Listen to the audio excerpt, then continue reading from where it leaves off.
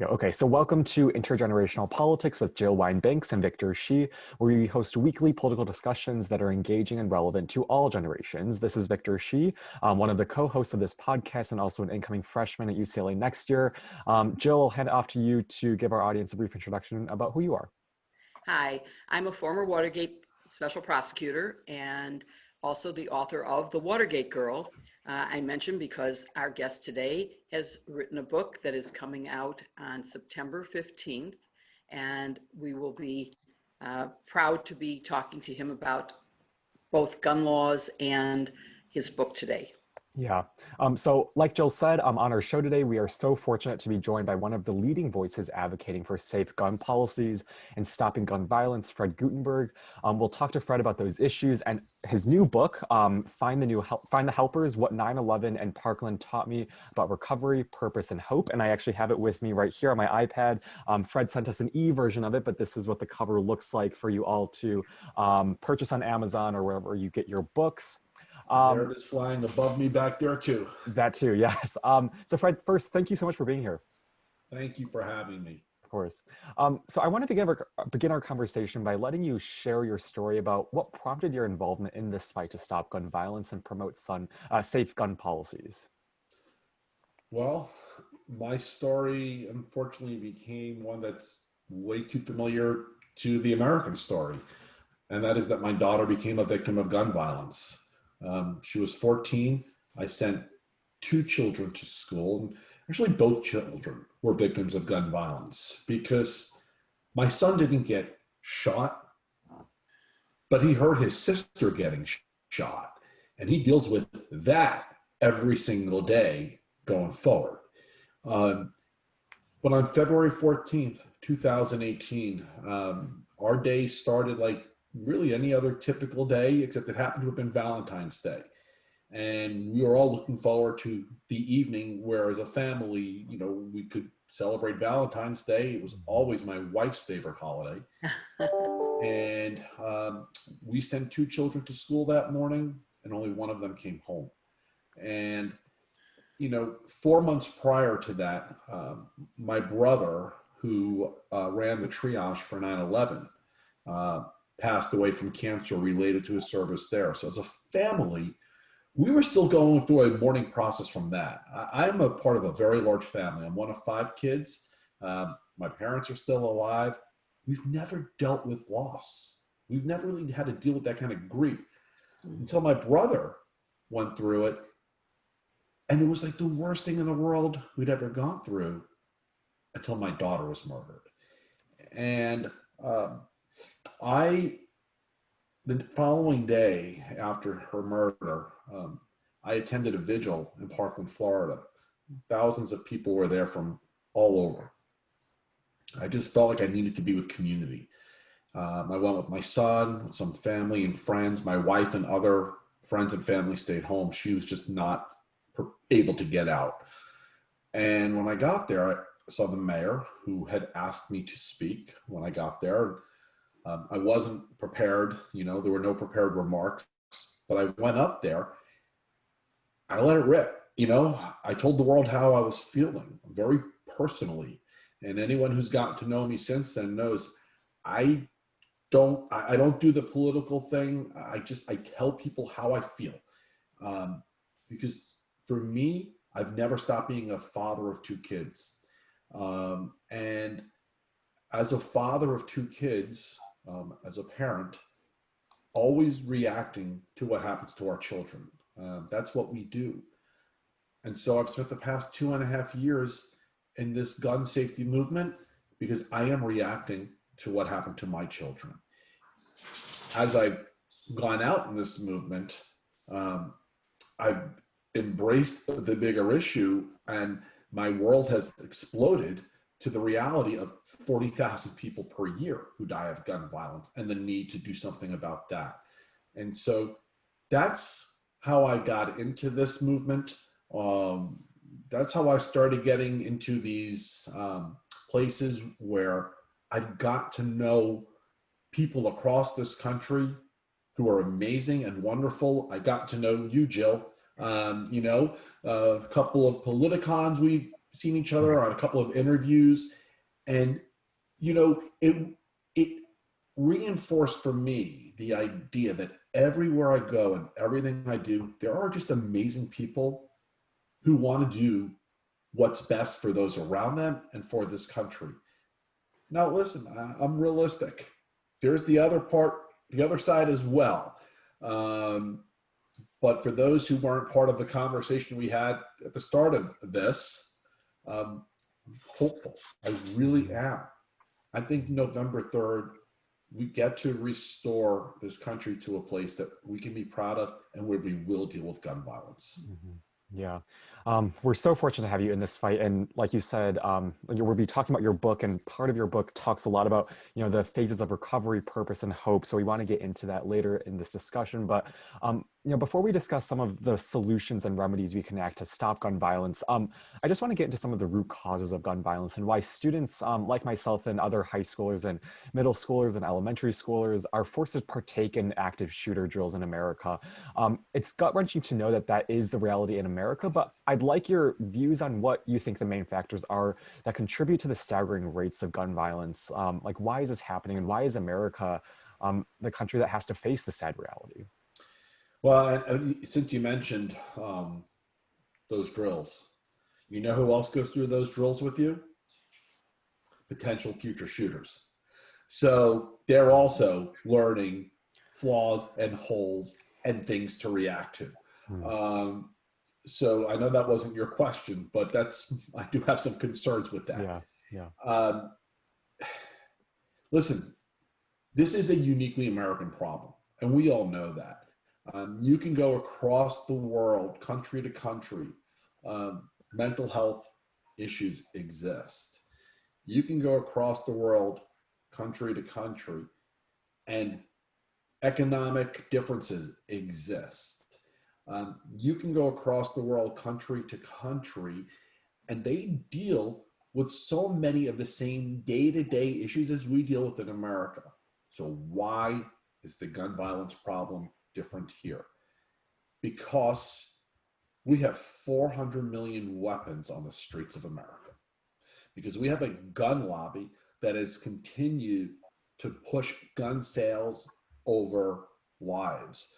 Because we have a gun lobby that, let's face it, my daughter was a cost of doing business for them. There is no other way to say that. And as part of their doing business, they have used money to hold legislators and legislation hostage so that taking the steps to keep you and the other students free from gun violence, not just in school, movie theaters, a place of worship, a community center, a park,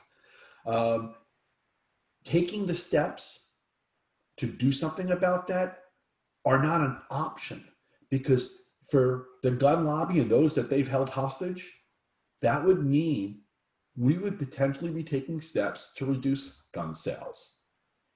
And that's not the business they're in. That is a uniquely American problem. And the truth is, because we already have 400 million weapons on the street, let me take a step back about the uniquely American nature of this. We're going through a pandemic. The start of this pandemic, this administration took the advice of the NRA and unleashed a gun surge on America. Okay? You all remember essential businesses versus non-essential businesses, and only essential businesses could be open, and it was pretty clear to me what an essential business should have been.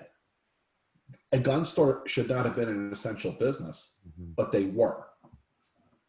And you have this communication, I guess, where people were getting amped up and nervous. Jobs were becoming a concern. Economic despair in many cases setting in. And at the same time, we're sending people who are nervous, who are feeling despair, and telling them, go out and buy guns. That's what this administration did, and it worked. the level of gun ownership in this country expanded by just an unbelievable amount. I mean, last year we used to talk about 300 million weapons on the streets of America. Now we talk about 400 million weapons on the streets of America. So we can't just fix it by saying, let's have background checks. That's a starting point. But background checks only affect future purchases. We're going to have to deal with the reality of who's also buying ammunition, because you have many prohibited purchasers right now in possession of weapons who shouldn't have them, who just walk into a store to buy the bullets. So the way you deal with existing weapons is by tackling ammunition. But there's so many other things that we can do. I know that wasn't your question, but in this country, it is different. There's economic factors that drive that. But the main reason, and the gun lobby will scream, oh, mental health, okay? It's a factor, I get that, but that's not the reason. The reason is we have a lobby that has prioritized a gun sale over your life. So Fred, I want to follow up on some of the things that you've been talking about. And one is, of course, the NRA, because you mentioned all the lobbying and how that impacts. And one of the things I forgot to mention when I was introducing myself is that I was General Counsel of the U.S. Army during the Carter administration. And in that role, I actually interacted with Ab Mikva, who was a congressman from Illinois, and the NRA in trying to change an Army program that gave the NRA excess weapons. Mm-hmm. And with the help of Ab Mikva, and there's now a documentary about to be released about him, and maybe wow. Victor and I can post that on our website. We were able to stop that. Wow. But obviously the NRA has been a very effective voice for gun owners, although it seems like they don't represent the viewpoints of all those gun owners, because gun owners support sane and safe legislation, or legislation to make gun ownership safer in America. But so I want to ask you what you think in terms of how much impact has the NRA had? How much impact has the lack of action from Republicans in the Senate to even take up the common sense legislation that's been passed in the House and that's been proposed? And mostly we've been talking about background checks. I think it's really interesting, your concept of let's also control the ammunition. And background checks to ammunition, absolutely. Yeah, no, I love that idea. And I think that's one that deserves a lot more attention. The only thing I've ever heard before has been in terms of limiting the number of rounds that people can buy. And this is a whole different approach. But so what do you think the role of the Republicans are? What do you think the NRA is? So let's talk about that. Well, first I'm going to challenge something you said. They have been a terrible voice for gun owners. They do not represent the view of the majority of gun owners, which actually want to see more done about gun safety. Most gun owners are reasonable, responsible gun owners who know full well they could be walking down a street or in a mall or at church and become a victim of gun violence because of our failure to do anything.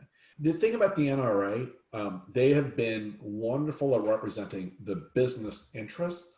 And listen, we've all seen how they've actually abused their members and the dues received from their members on expensive haircuts and homes and vacations. So they're a miserable organization. And what is so crazy about them is, after Jamie was killed, I went on this mission. I don't know if I can curse on this podcast or not, so I won't.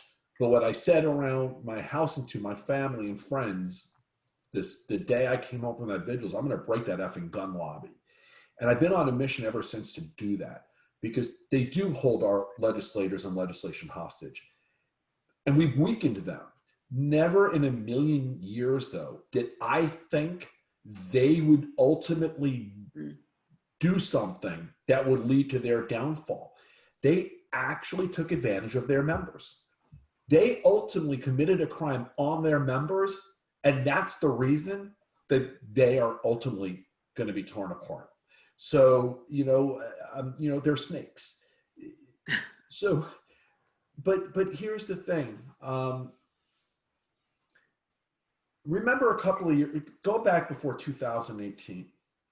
Remember anyone running for office, they used to all fight over the NRA A rating? Yeah. They don't anymore. Yeah. You don't even see the NRA posting ratings anymore because we beat them in 2018. We flipped the house on this issue. So they don't post ratings anymore. The only time you see anybody highlighting and bragging about their NRA rating is when they have an F. Okay? People don't want to brag about it because they are now toxic. This issue is now an issue that people will vote on because they want to fix it. And you can go across the country. We flipped the house on it, even in Florida. Okay? Nikki Fried, who won for Commissioner of Agriculture and Consumer Services, she made gun safety her platform. It's a statewide, she's the only statewide Democrat who won, and she won on this issue. So Americans, when they have the chance to vote on this, are voting for it. However, the NRA has a really powerful weapon. The guy in the White House is their megaphone, and they know that. And Mitch McConnell has taken pride in being a grim reaper on legislation. And so nothing, forget about it, will it make it through a vote in the Senate? They won't even discuss it in the Senate. So yes, to your question, the Republicans who are not enacting the will of the people, the will of the voters, who are not responding to what voters want. 2018, we did the House. In 2020, we're going to flip the Senate. And Mitch McConnell, I don't know if he's going to lose in Kentucky or not, but he won't be majority leader anymore. Do you think that the dissolution of the NRA, this is referring to the New York Attorney General's lawsuit, Yeah. And you mentioned some of the corruption that brought about this, which was total embezzlement of funds from the NRA. Members pay dues, and the leadership was using it for their own personal gain. Do you think dissolution of the NRA would have any impact on gun violence, would help, or do you think that some other organization would just form to replace it? What do you think might happen? So the NRA is the unified national voice.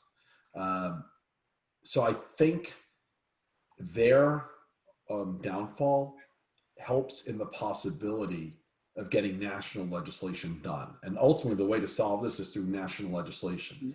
But the reality is there are a lot of other groups, Ohio Buckeye Firearms, for example, and other groups that are even more radical than the NRA, but they're local.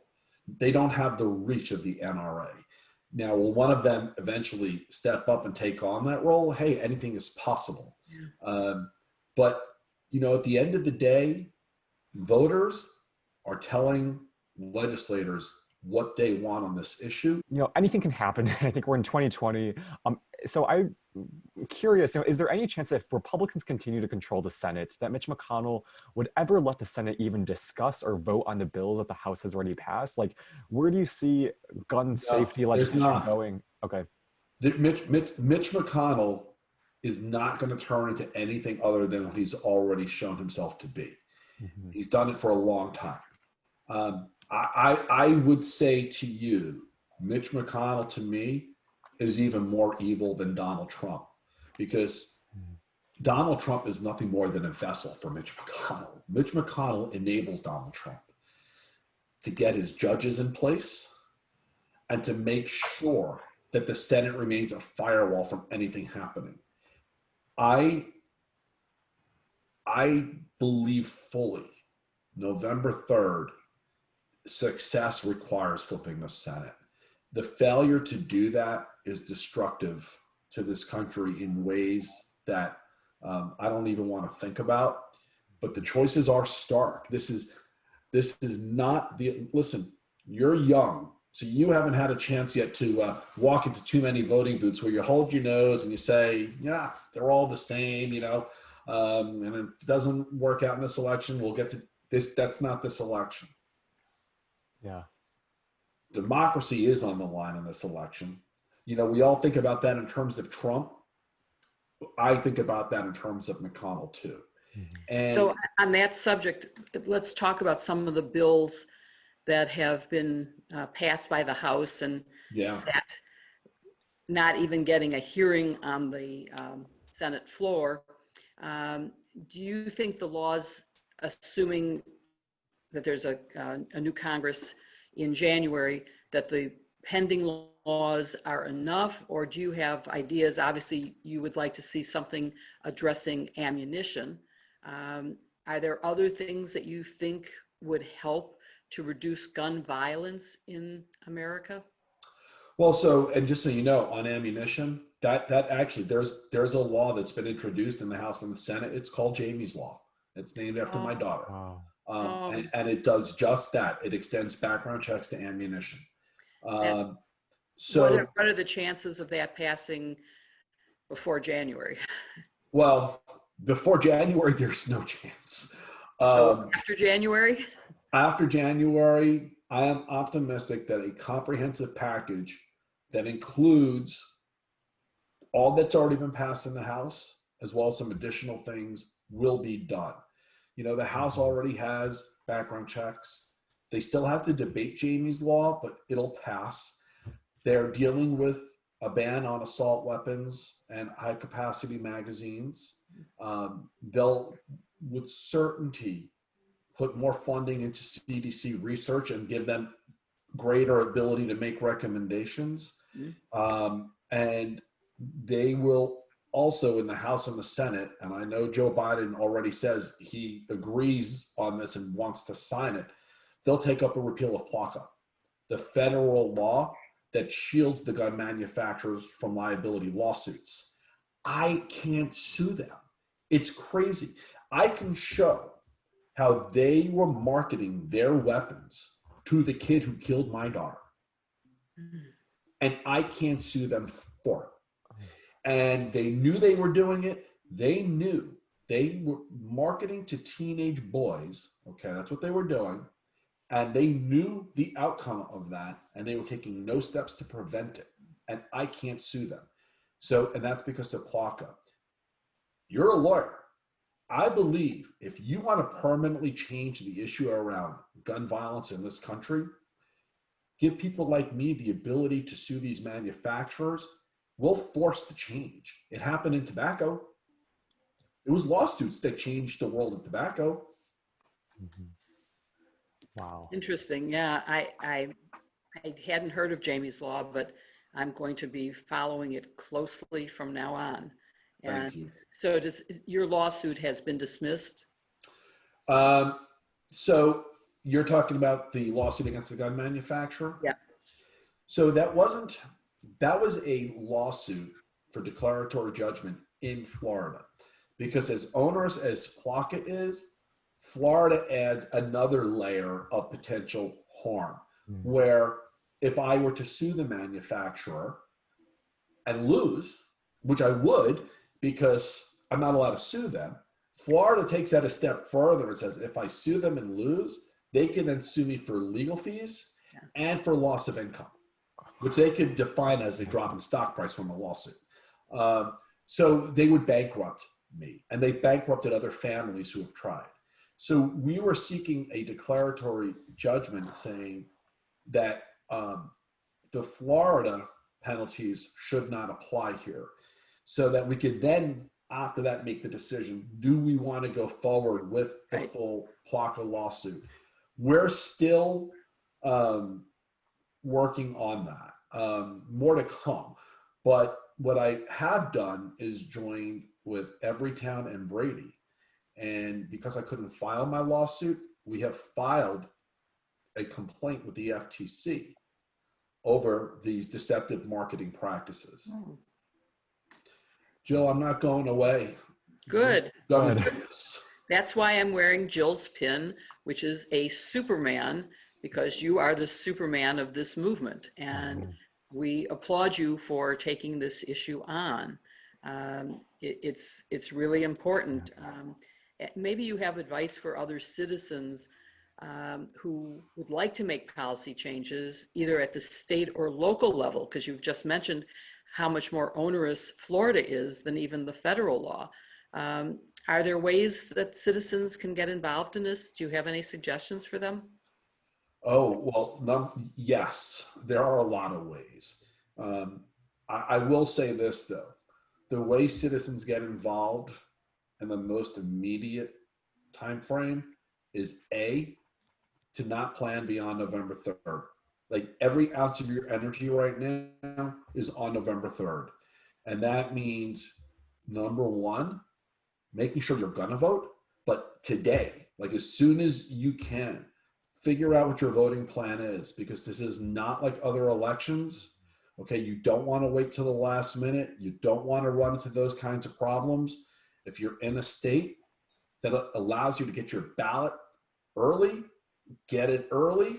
If they allow you to mail it in or put it in a drop box, take advantage of those opportunities early. If you can do early voting in person and you want to do that, don't wait until the last minute. Decide you're going to vote and have your voting plan and know what that plan is now. And then everyone else you tell them the same thing. You make sure that everybody in this country, you touch as many people as you can. You call everyone and you can get them to commit to vote and to commit to figuring it out now. No waiting. Because the current guy is counting on people waiting, and he's counting on chaos, and he's counting on creating fear, and he's counting on demotivating you, not this election. So my advice to people is there is nothing beyond November 3rd. So I want to just say, in addition to my Jill's pin, I was inspired by Michelle Obama's necklace, and I am wearing my Oh my God.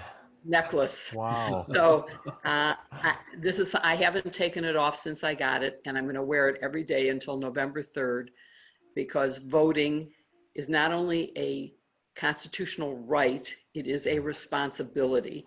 And particularly in this year, the 100th year of women fighting for and gaining the right to vote, I am particularly pushing that everyone use that right. Yes. So thanks for saying that, Fred. We appreciate that. Mm-hmm. Yeah, absolutely.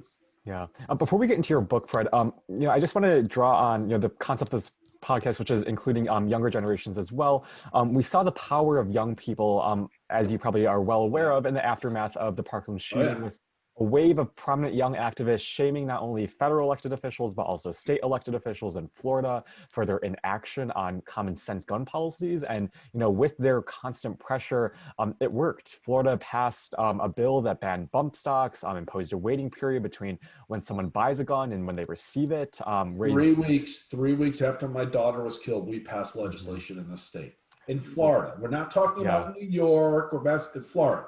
Mm-hmm. So, yeah.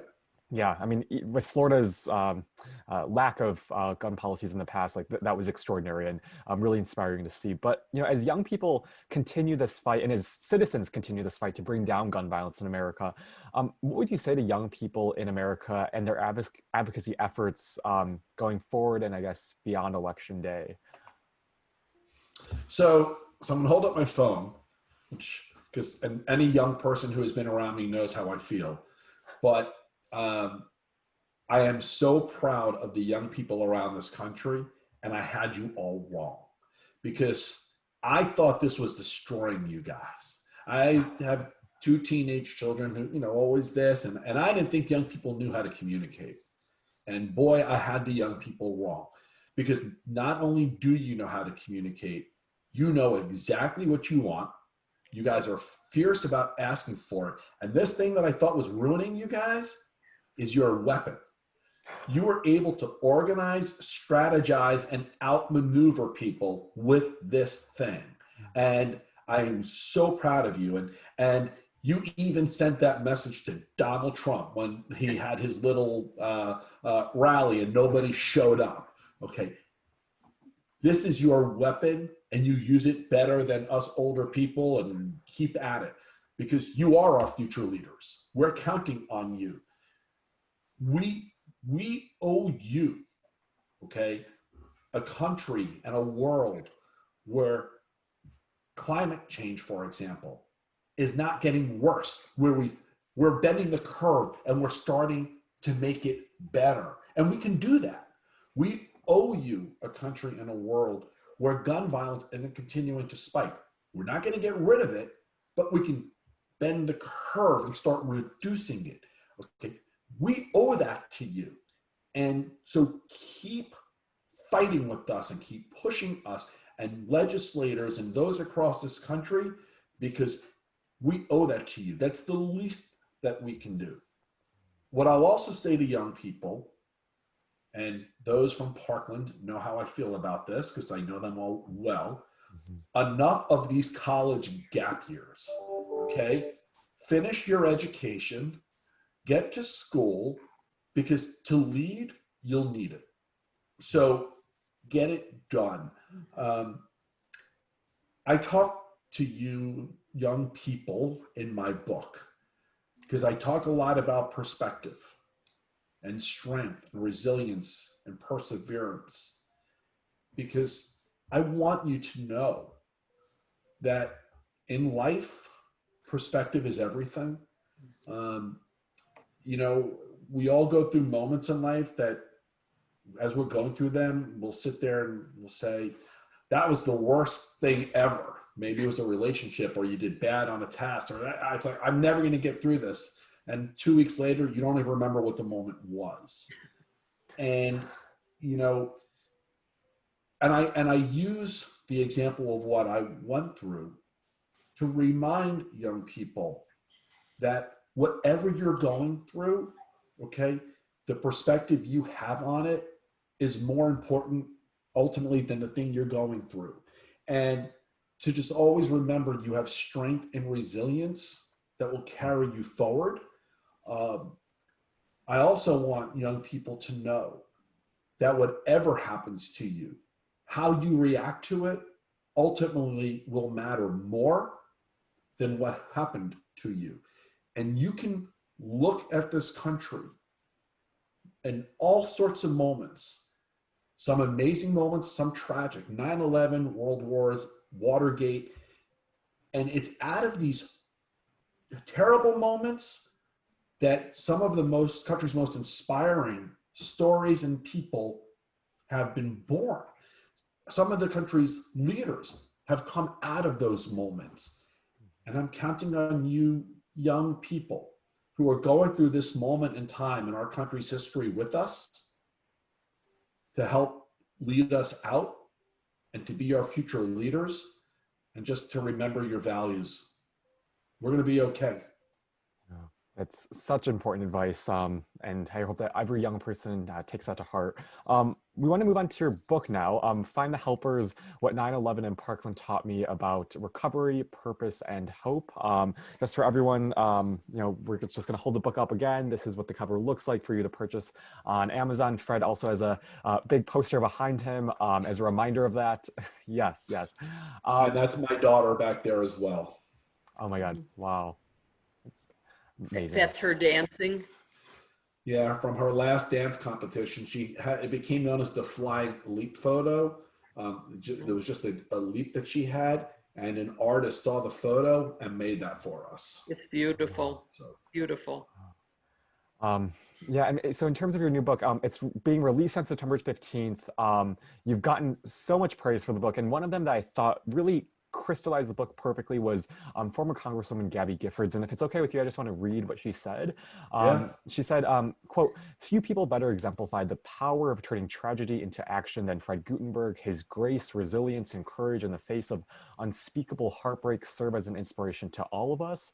In the fight to end gun violence in America, Fred has not only been there for me, but has also found ways to engage new voices and build new bridges while honoring the memory of his daughter. This book offers powerful and heartening lessons on how we can help one another move forward and build a safer, more just world. And that's just such a powerful and true praise for the book that I think really crystallizes what this book is all about. And, there's also praise from Congresswoman Eric Swalwell and Alyssa Milano, but for our audience, listening today, this book will already be out. So can you walk our audience through the premise behind your book and what lesson you hope readers will take away after they read the book?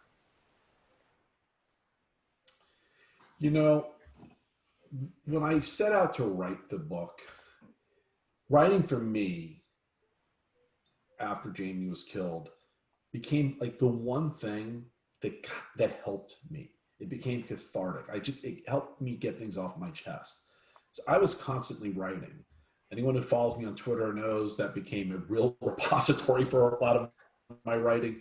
But I was also writing things down every day about what was going on. And at some point, I said to my wife, I want to write a book. I want to tell our story.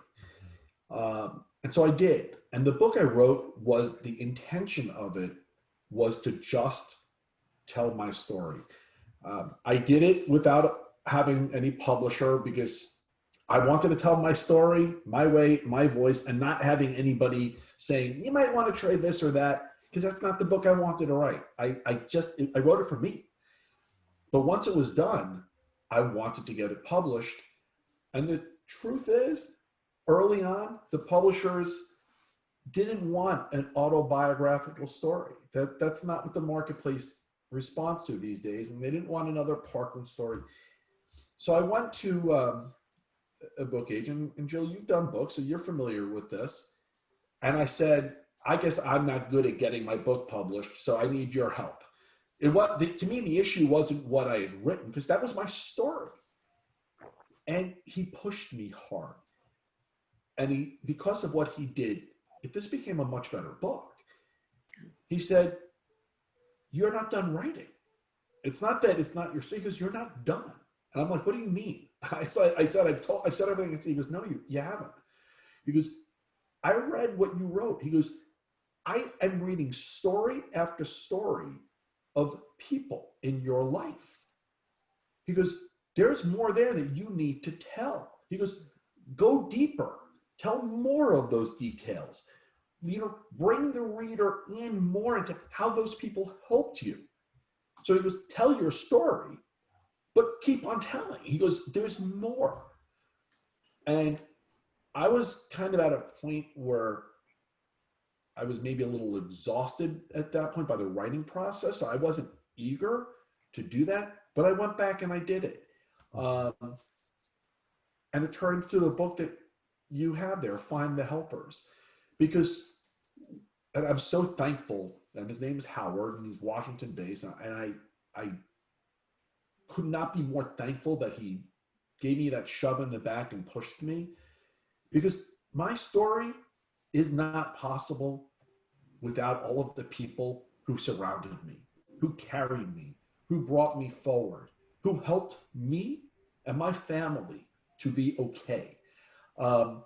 It isn't a story of what happened on February 14th or what happened to my brother. Ultimately, the book is about all of the people who actually gave my family and I hope, who held me together on February 14th and 15th when I said I feel broken, and who showed me the way around, whether it be Washington, D.C., or media, or through the grieving process, when I had no expectation that anybody would. And I'll use as an example, Vice President Biden. And I write about him a lot in this book, because nobody has meant more to me and how I've gone forward through grief than Vice President Biden. He reached out 10 days after Jamie was killed. I didn't pick up my phone because I didn't recognize the number, and I was getting all these calls. He left a message and he said, "This is Vice President Biden." And I'm like, "Oh my God," and I didn't pick up the phone. And "I'm going to call you back at such and such time. So make sure you pick up." And so I did. And we spent 45 minutes on the phone. He was going from Virginia to New York for a Bill Biden event. And it was like talking to my uncle or a good friend. It was, and he just wanted to know about my family, about me. He wanted to know a lot about Jamie, about my son, Jesse. And he wanted to talk to me about how he approached getting through grief. And he's a man who knows how to do this, unfortunately. And on the call, he used the phrase over and over, mission and purpose. Now, when I spoke to him, I knew my life was going to be changed. I knew I wanted to throw my voice into this. But mission and purpose helped me kind of think through how I was going to go forward. And we talked it out on the phone. So he gave me the path, but it didn't end there, because 3 weeks later, he was in Florida for another Bill Biden event. And he told me, "Why don't you bring another one of the Parkland parents?" And so I did. And I thought we were going to just meet him and shake his hand. And he took us into a private room. So I figured, okay, we'll spend a couple of minutes, because he had like several hundred people waiting to hear him speak. And forget several minutes, he sat us down. 20 minutes into that conversation, I said to him, "You have like a room full of people out there waiting for you. Don't you need to go?" And he said, "This is more important." Wow. Because that's who he is. Wow. And what he was talking to us about, and by the way, he spent about another 20 minutes with us. Whoa. It blew me away that he actually came prepared to talk to us about our marriages and our families. And he wanted us to know that 92% of families after an event like this fall apart. Marriages end. And and I'll never forget it, because he goes, "But I'm telling you this because I don't want you in the 92%. So he goes, you need to know why that happens, and you need to have a plan." He goes, "It happens."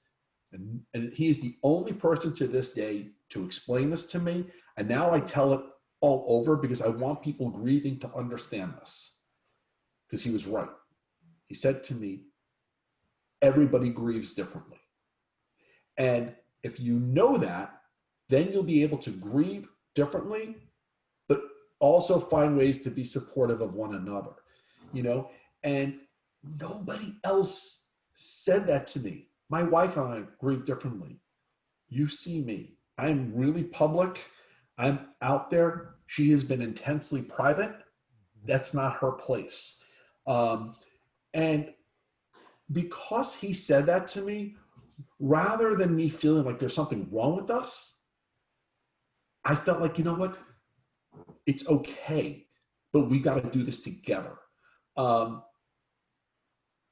He's the only person who ever said that to me. Sounds like absolutely fabulous advice, and helped you. He's a helper. He is a helper. And I think you are a helper. And your book is coming out at a time when we are nearing 200,000 deaths from COVID in America. And obviously more worldwide. Yep. And so I'm hoping that your book will inspire and give comfort and help to all of those who have lost a loved one, or who've survived COVID but may have continuing problems. The post-COVID symptoms are serious. And your book is a book that could help people through this. So I'm glad that we've had this opportunity, to talk to you about your book and get the message out there that this might help. I'm just wondering if there's anything that we haven't touched on either the issues of gun safety laws or your book that you would like to leave our audience with before we wrap?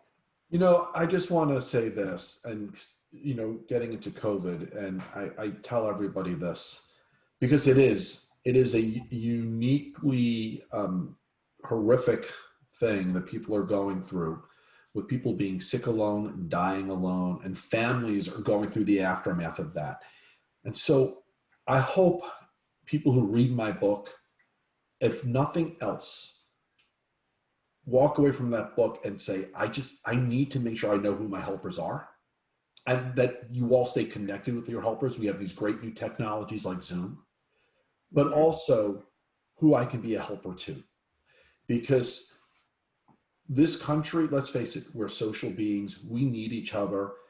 And unlike what the current administration does, trying to break people down, the truth is, that's not what we need. We need each other. Know who your helpers are. Know who you can be a helper to. Together, we're going to get through it. Thank you so much. That was beautifully said, and I hope it will give comfort to the many people out there who have already suffered, and unfortunately those who have it still in their future. I'm hoping we can get control, of course, of the pandemic quickly, but until we do, we need help. And so thank you for giving that to us. And thank you for being an activist in getting gun laws under control. Thank you so much for being with us. Yeah, thank you Thanks so much. for having me. We hope you listening also enjoyed this episode. Be sure to follow us on YouTube, Twitter, and Facebook, and send us suggestions, ideas for future topics, and speakers you would like to see via Jill, myself, or our website. Lastly, Intergenerational Politics is now on Apple Podcasts, so be sure to subscribe and rate our channel to support us. Thanks for listening, and see you on our next episode.